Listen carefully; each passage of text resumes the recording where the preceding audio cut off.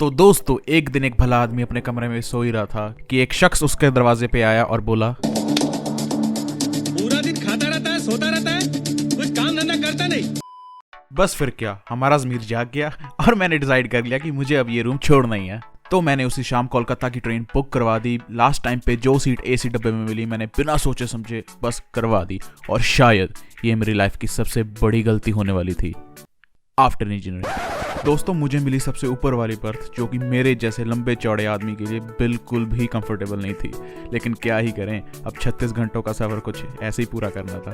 तो नाश्ता वाश्ता करके मैं निकल जाता था ट्रेन के बाहर कुदरत के नज़ारे निहारने। बाय गॉड यार, बहुत लंबा सफ़र है, पंगा ही लै हो गया हुण पता लग रहा। हले एक दिन भी नहीं होया मैनू ट्रेन 'च बैठे नूं ते मेरी हालत टाइट होनी शुरू हो गई है। फुरसतगंज पहुंचे हुए हैं, बरेली दोराए बरेली दे विच पैंदा है, बट है नहीं कुछ दिखाने की करा। दिन हो या रात, मज़ा बहुत आया और मैं पहुंच गया हावड़ा रेलवे स्टेशन, जो कि दिखने में बिल्कुल एयरपोर्ट से कम नहीं था। वहां से टैक्सी लेकर मैं निकल पड़ा कलकत्ता की सड़कों पर। और जैसे ही मैं स्टेशन से बाहर निकला, सबसे पहले मुझे दिखा कलकत्ता की शान हावड़ा ब्रिज, जो कि सन 1943 में अंग्रेजों ने बनाया था, जो आज तक सरवाइव कर रहा है उस देश में जिस देश में सड़कें 1-1.5 साल से ज्यादा नहीं चलती। अबे ओ एडिटर, नो पॉलिटिकल जोक्स। तो जैसे ही मैंने शहर एंटर किया तो पहला इंप्रेशन मुझ पे कुछ ज़्यादा खास नहीं पड़ा। यहाँ आके मुझे बड़ी ओल्ड स्कूल सी वाइब आ रही थी कि जैसे मैं 1980s के दौर में वापस आ गया हूँ। यहाँ पे ऐसा लग रहा था कि 90s के बाद तो जैसे वक्त थम ही गया हो। खैर, यहाँ की कुछ फेमस बिल्डिंग्स देखने के बाद मैंने मारा एक सबवे सैंडविच और अपने रूम में जाके चुपचाप सो गया। अगले दिन उठा और निकल पड़ा यहाँ का लोकल ट्रांसपोर्ट देखने, जहाँ मुझे दिखी यहाँ की फेमस ट्रैम और ट्रैफिक। तो मैंने ले ली मेट्रो और पहुंच गया काली घाट, जहाँ पे यहाँ का फेमस काली माता का मंदिर था। काली घाट मेट्रो स्टेशन से बाहर निकलते ही वॉकिंग डिस्टेंस पे था ये काली माता का मंदिर। यहाँ एंटर करते ही मैं भीड़ को देख के डर गया भाई।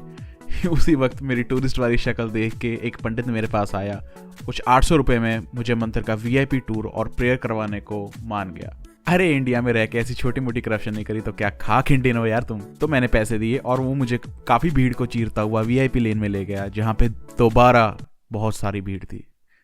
इन शॉर्ट, मेरा कट गया। तो पैसों को जस्टिफाई करने के लिए उसने मेरे लिए मंत्र पढ़ने शुरू कर दिए। मनुष्य कामनुष्य देहि देवी नारायणी नमस्तुते सृष्टि स्थिति विनाशान शक्तिभूते। पता नहीं क्या बुलवा रहा था, लेकिन मैंने भी चुपचाप बोल दिया और खुशी खुशी माँ के दर्शन करके कुछ 30 मिनट में बाहर आ गया।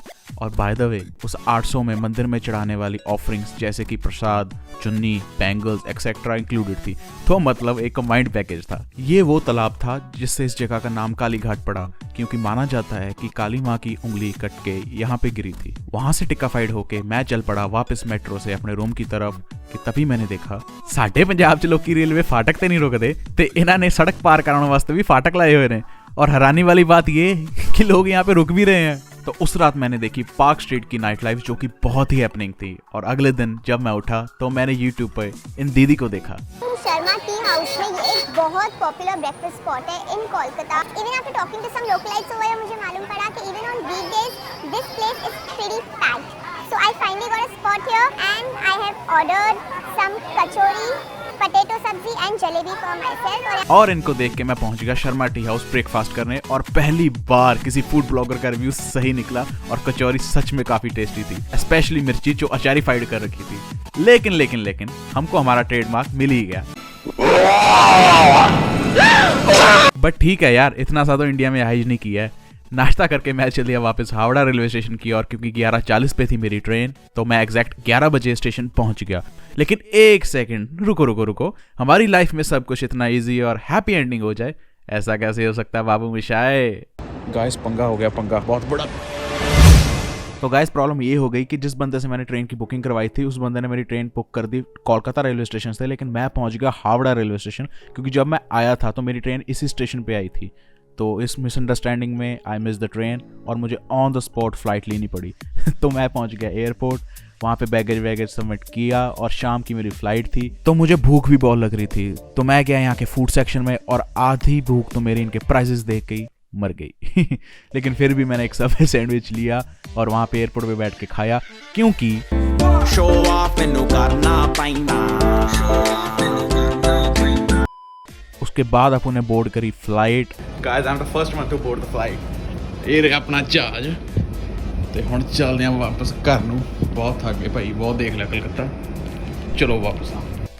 तो गाइस बाय द टाइम मैं व्लॉग कर रहा था 2 लोग मुझसे आगे निकल गए, पर चलो क्या ही फ़र्क पड़ता है। और ऐसा कुछ हमारा प्लेन था, ऐसी कुछ उसकी सीट्स थी। मुझे मिली सीट सबसे एंड वाली रो में, और ऐसा कुछ नज़ारा था मेरी सीट से। डिसेंट सा लेग स्पेस मिल रहा था। 2 घंटे की जर्नी में क्या ही एक्सपेक्ट करोगे, और 6 फुट के बंदे के लिए मतलब ठीक था, इतना भी अनकंफर्टेबल नहीं हुआ। और ये नज़ारा था मेरी विंडो से। और अगर बात करें फैसिलिटीज़ की, तो इन्होंने दे रखा था ये एक टेबल, जिसका कि मैं कुछ और यूज़ करने वाला हूँ, आपको आगे वाली वीडियो में पता चली जाएगा। कुछ ही टाइम हुआ था और ये एक गाड़ी आ गई हमारे प्लेन में पेट्रोल भरने। वैसे मैं बता दूं एविएशन का पेट्रोल अलग होता है, और हमने पायलट के बताने से पहले ही ये जान लिया कि कितने में हमारी टंकी फुल हुई है, क्योंकि we are engineers bro, very चालाक। थोड़ी देर कैबिन क्रू का रंगारंग प्रोग्राम चला, दरवाजा दाईं और बाईं और इतने में एक बंदा आ गया और कहने लगा और दे पीछे बहुत जगह और दे। इससे पहले कि हमारी लगे हमने सेफली टेक ऑफ कर लिया, और ऐसा कुछ नज़ारा था मेरी विंडो से। बहुत ही सुंदर व्यू आ रहा था of Kolkata from aerial perspective, बहुत ही अच्छा लग रहा था। और 2 घंटे की फ़्लाइट थी, तो मैंने सोचा क्यों ना आप लोगों को एक बार वॉशरूम के भी दर्शन करा दिए जाएं। तो ये हम आ गए वॉशरूम में।